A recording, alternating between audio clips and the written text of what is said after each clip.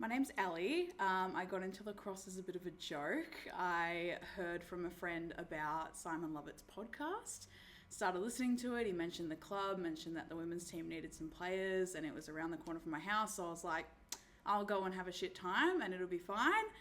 And I came and I had the best time ever, and the rest is history.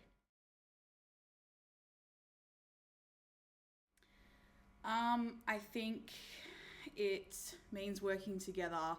It means coming up with a goal that we all agree on and that we all want to achieve together that you can't achieve on your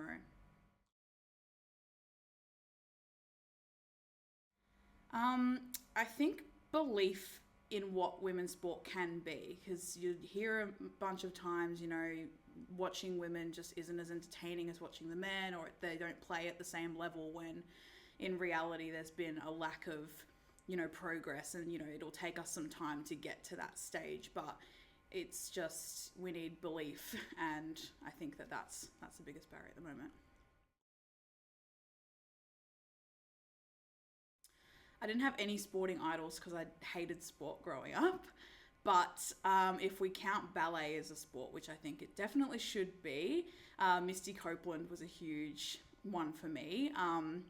She's just a powerhouse, prima ballerina who has defied all expectations of her. And she grew up with that classic, your body is not fit for ballet mentality, but still became a prima ballerina and is the best in her field, and that's really inspired me growing up.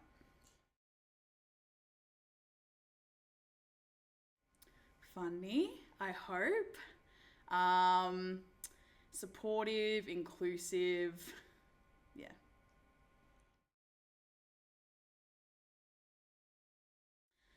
It means more than lacrosse. I feel like I'd still be a part of Brunswick if it was any sport. I did fall in love with lacrosse, but fell in love with Brunswick so much more. It's like a big family. It's like my second family, home away from home.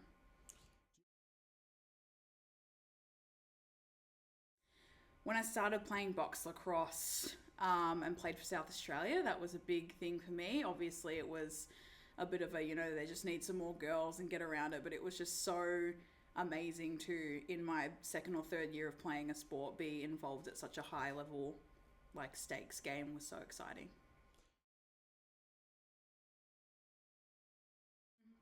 Relax, be yourself, um, just do you, don't try and fit into a mold. Yeah.